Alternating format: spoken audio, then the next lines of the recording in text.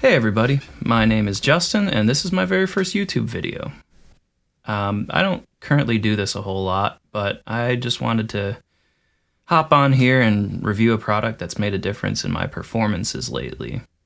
Now, for those of you who don't know me, I'm a saxophonist. I do cover gigs, I do studio work, and I do some touring gigs with the Americana act Derek Wood's band. I also habitually move around on stage quite a bit. I don't like to stand still. I like to dance or walk around the stage, or sometimes jump off of things, run around the crowd if the mood is right. So I've always kind of felt restricted when I have to play into a mic that's on a stand.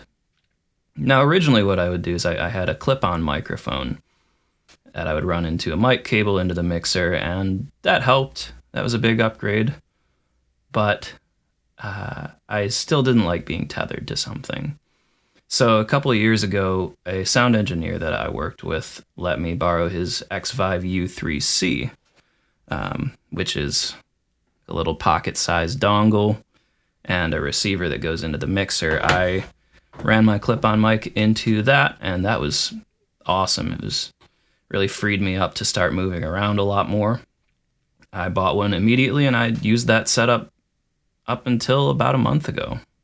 Now, earlier this year in some videos from NAMM, I saw the words Xvive U7 on a poster with a picture of a saxophone mic on it. I've been waiting to hear more about that ever since, and it finally came out about a month, maybe two ago. I ordered one recently and have used it at the last 6 gigs that I've played at the time of this filming. So I'm going to do a quick unboxing here, show you what comes with it, and talk a little bit about how it worked for me in action. So, I've obviously already taken this out of the box that it came in, but I kept it mostly how it arrived. It comes in a sturdy little hard case with a zipper and the Xvive logo. It is a 2-sided case with a divider in the middle. You can see on one half, they keep the parts for the mic and battery pack and the receiver.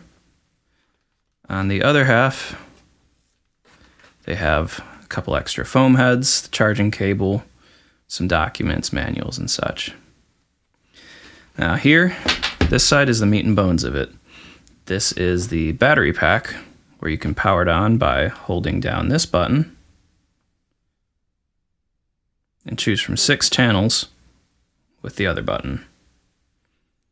The gooseneck microphone clips in just like that, and you screw this down to make sure that it stays firmly where you want it. It doesn't swing from side to side or anything. It can also rotate on that a bit. You take the clip, that slides onto the back of the battery pack, and then it's going to clip onto the bell of your horn, just like this. It sits pretty nicely there. You can adjust the gooseneck to the position that best suits you. I go 90-degree angle and about 2 or 3 inches from the mouth of the bell.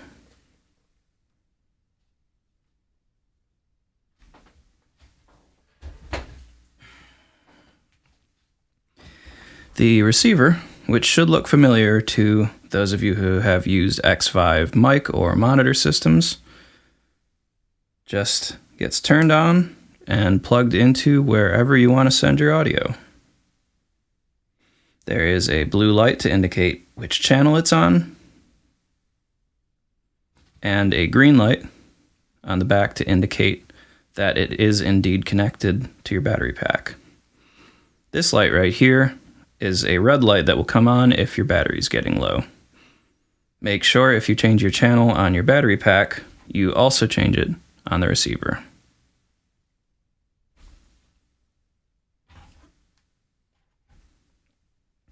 Now, I do want to warn you that If you are using phantom power on your mixer or your interface, try to use a phantom power blocker of some sort. I have friends who have had their setups fried by unnecessary phantom power.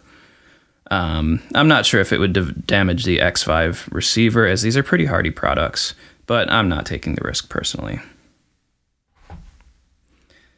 The rest of the case here is pretty straightforward. There is a double-headed USB-A to USB-C cable for charging the receiver and the battery pack. There is, in this little zipper pouch, a replacement mic foam and a windshield. There is also a product catalog, a warranty card. Make sure to register your product.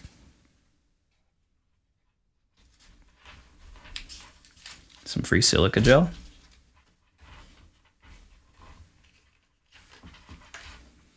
And some stickers for routing if you're using multiple Xvive products or multiple, I don't know, if you got the in-ear monitors or multiple microphones, multiple guitar wireless setups, then this comes in handy. And then you've got the manual.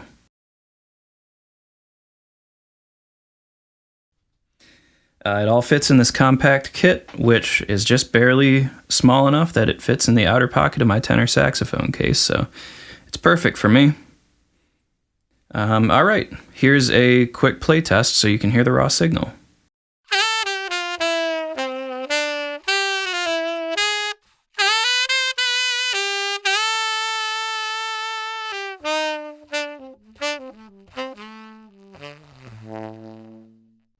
Now, that was the riff that I played in the video intro, so here's that again post-mix.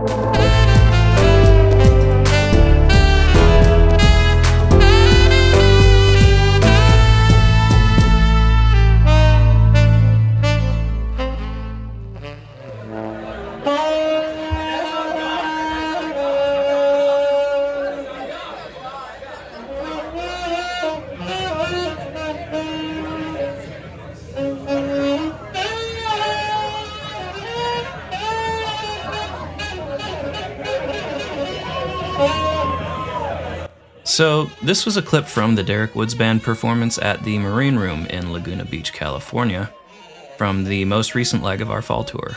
You can't see quite how far I got, but I walked off stage there about 50 feet into a crowd of drunk wedding guests. Then back.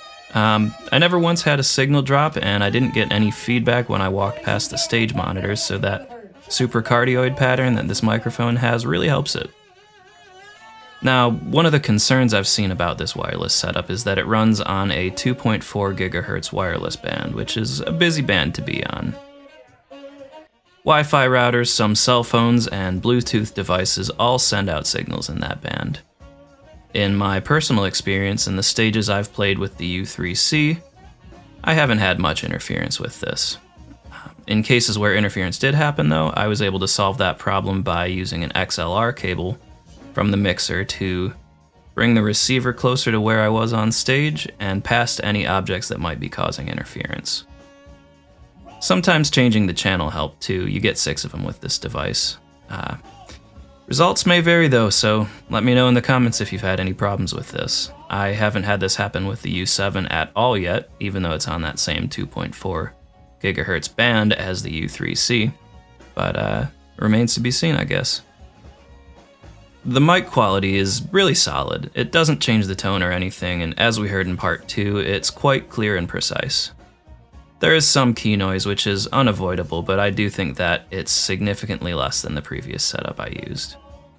You can really wail into it too. I'm not a quiet player, and I never once had it clip. That's because this microphone has a dynamic range of 108 decibels, which is somewhere between a snowmobile and a car horn in terms of loudness. Loudness that it can handle, I mean. I would recommend some back-end compression on your mixer or interface to even it out a bit though, and of course it is a saxophone, so drown that in reverb while you're at it.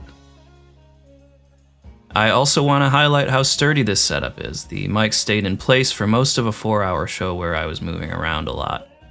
I did have to adjust the gooseneck back a few times, but only minor adjustments. It's not like it fell off the horn or anything. It also stayed pretty true to its battery life.